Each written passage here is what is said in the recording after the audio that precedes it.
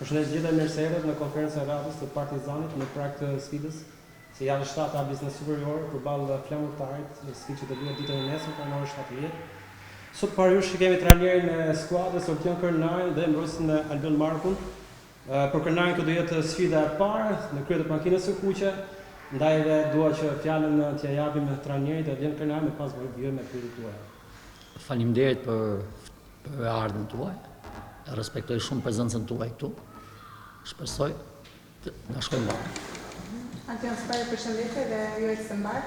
Çfarë të bindi që në këtë moment është të vështirë të Partizanit, fitojë po dhe të merrni që si për një detyr të vështirë për Dinamën e Kuqe. Atëherë ne në sport për këtë jetojmë, për këtë punojmë, që të kemi këtë fat. Thuaj se çdo trajner në Shqipëri të dëshironte të ishte sot në vendin tim dhe nuk mund t'i thosha jo një klubi të madh si Partizani. Keni pasur një bisedë me presidentin Demi, nëse nuk kanë zgjidhur se çfarë ka thënë që ka besuar skuadrën? Atëherë me presidentin Demi kemi vazhdimisht bashkë me gjithë stafin takime, bisedime.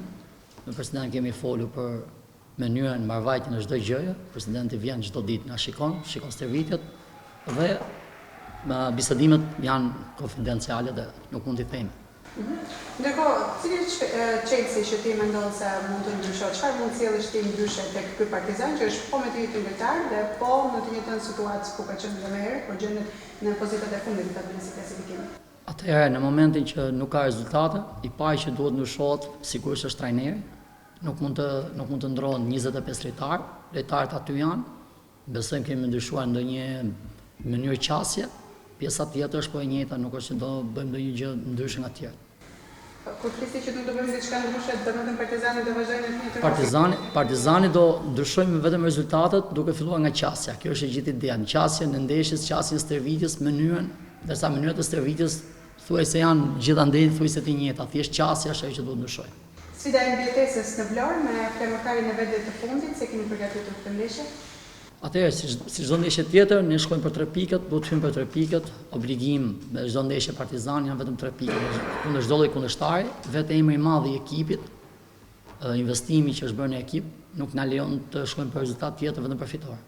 Cila është gjendja e skuadrës, për shembull mungesat, rikthime, dëmtime dhe sa ju ka shërbyr pauza e kombëtarëve për të rikuperuar lojtarët e dëmtuar? Fal Zotit, un jam prej 3 muajsh pjesë e klubit, i njoh thuajse të gjithë djemët, gjithë karakteristikat e gjithë djemëve.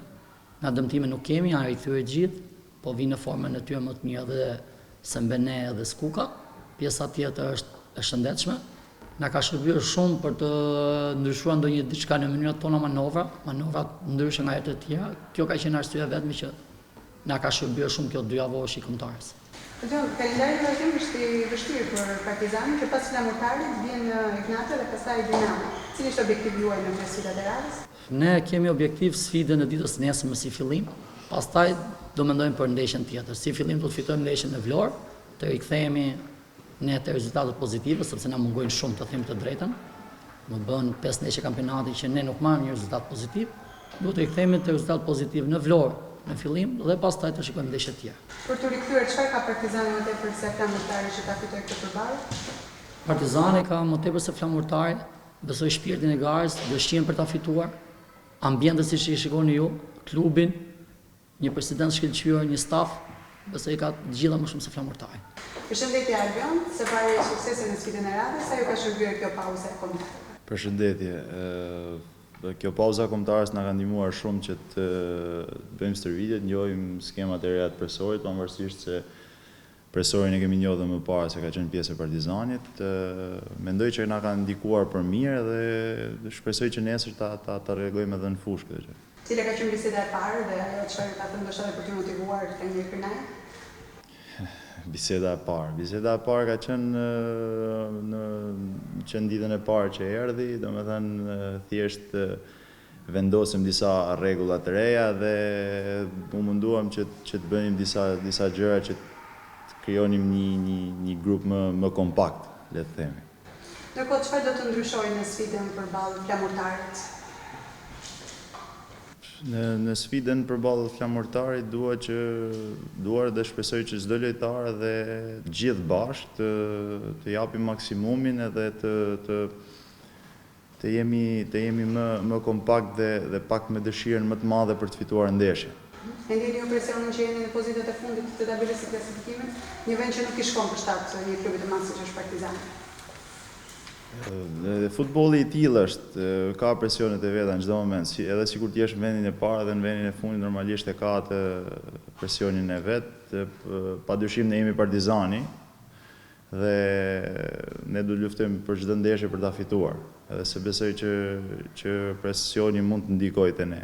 E keni studiuar disa kundërshtarë, cilat janë pikat e dobta të flamurtare që do t'i përdor në favor Partizanit në këtë përballje? Me thënë drejtën nuk i tregojmë këto para ndeshjes, vetëm mbas ndeshjes. Si është atmosfera brenda grupit, gjendja e shkollës trajneri?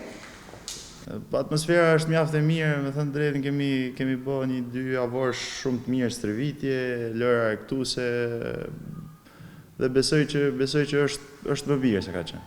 Sa vështirë është për një futbollistët që do motivohen kur prek në fundin e tabelës dhe sigurisht për të marrë rezultate dhe për të ndryshuar vjeshmërinë në kampionat? Nuk e mendoj që një futbollist duhet ta ketë vështirë motivimin, sepse është diçka që është një ëndër në radhë parë, pavarësisht që është kthyer në punë, është një ëndër që e kemi ndjekur që fëmijë edhe mendoj që motivimi është gati për gjithë vitet sakrificë që ke bërë për të ardhur deri në ditën e sotme. Edhe nuk e mendoj që duhet ketë motivim që është në vendin e fundit ose në vendin e parë, se në fundit po luan për Partizanin. Po është pak vështirë kur ndodhesh në pozitat e fundit të klasifikimit. Vështirë, ta thash edhe më parë, që vështirë është sigur të jesh në vendin e parë presioni për ta mbajtur dhe në vendin e fundit presioni për të ngritur.